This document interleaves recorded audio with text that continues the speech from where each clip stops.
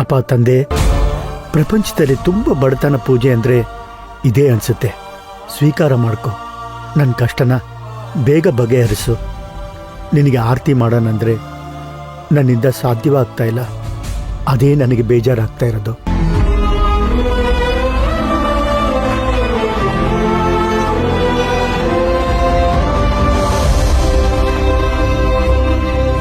ಪಾಪ ಕೇಶವನ್ ನೋಡಿದ್ರೆ ತುಂಬಾ ಬೇಜಾರಾಗತ್ತೆ. ಒಳ್ಳೆ ಮನುಷ್ಯ ಅಂಥದ್ರಲ್ಲಿ ನಮ್ಮಿಂದ ಇವನ್ಗೆ ತುಂಬಾ ಸಮಸ್ಯೆ ಆಗಿದೆ ಅನ್ನೋದೇ ಬೇಜಾರು. ಅವ್ರು ಯಾಕೆ ಹೀಗ್ ಮಾಡ್ತಿದ್ದಾರೆ ಅನ್ನೋದೇ ಗೊತ್ತಾಗ್ತಿಲ್ಲ.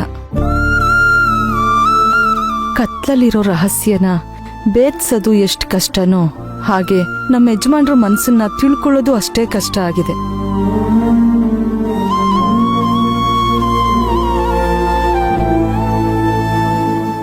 ಅಮ್ಮೋರೆ, ಏನ್ ಕೇಶವ? ಅಮ್ಮೋರೆ, ಗಂಧದ ಗಡ್ಡಿ ಕರ್ಪೂರ ಕೊಡ್ತೀರಾ? ಯಾಕೆ? ಅದು ಗಣಪತಿ ಪೂಜೆ ಮಾಡೋಕೆ. ಇದು ಪೂಜೆ ಮಾಡ್ತೀರಾ? ಹೌದು ಅಮ್ಮೋರೆ. ದೇವ್ರ ಅದೆಷ್ಟು ಆಡಂಬರಿಂದ ಪೂಜೆ ಮಾಡ್ತೀವಿ ಅಂತ ನೋಡೋಣ. ಪೂಜೆ ಮಾಡೋಕ್ಕೆ ಒಳ್ಳೆ ಮನಸ್ಸಿರಬೇಕು.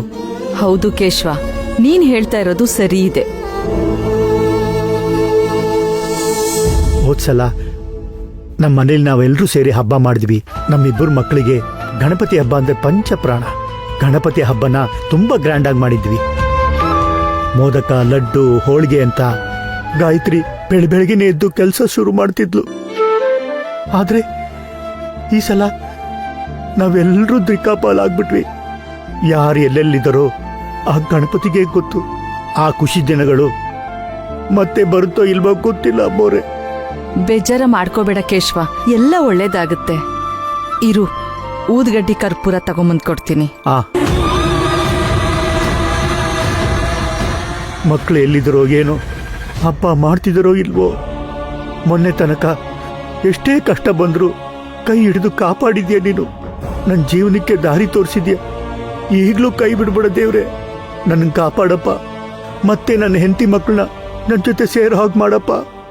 ಮತ್ತೆ ಖುಷಿ ದಿನಗಳು ಬರೋ ಹಾಗೆ ಮಾಡಪ್ಪ.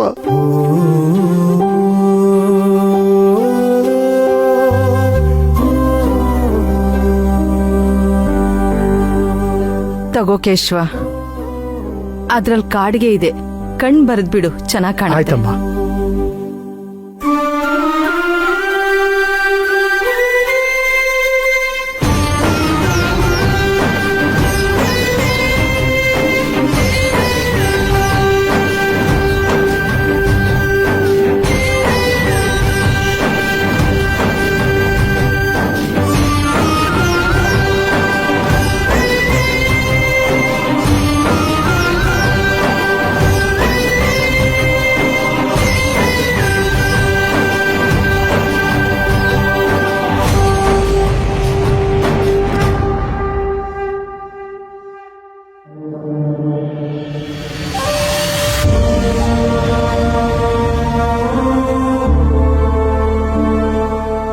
ದೇವ್ರೆ, ಭವಾನಿ ಮದುವೆಗಂತ ಎಲ್ಲರೂ ಕಾರಲ್ಲಿ ಖುಷಿ ಖುಷಿಯಾಗಿ ಹೋಗ್ತಿರ್ಬೇಕಾದ್ರೆ ಆಕ್ಸಿಡೆಂಟ್ ಆಯ್ತು.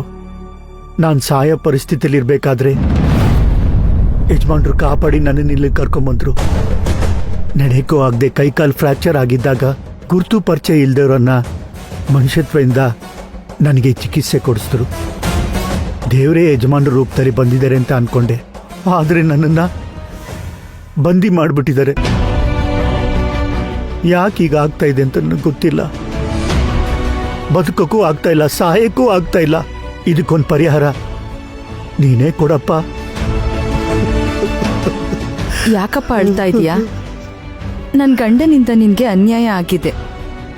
ಆದ್ರೆ ನೀನೇನು ಯೋಚನೆ ಮಾಡಬೇಡ. ಒಂದಲ್ಲ ಒಂದಿನ ನನ್ ಗಂಡನು ಬದಲಾಗ್ತಾರೆ. ಆಗ ನೀನ್ ಇಲ್ಲಿಂದ ಹೋಗಿ ನಿನ್ ಕುಟುಂಬ ಸೇರ್ಕೊಬಹುದು. ಆದ್ರೆ ಈಗ ಮಕ್ಕಳ ಬಗ್ಗೆ ಯೋಚನೆ ಆಗ್ತಾ ಇದೆ ಅಮ್ಮೋರೆ. ಹೆತ್ತೋರ್ಗೆ ಮಕ್ಕಳು ಅಂದ್ರೆ ಜೀವ ಅಲ್ವಾ ಅಮ್ಮೋರೆ. ಚಿಕ್ಕಮ್ಮವ್ರು ನೋಡ್ದಾಗೆಲ್ಲ ನನ್ನ ಮಕ್ಕಳು ಜ್ಞಾಪಕಕ್ಕೆ ಬರ್ತಾರೆ.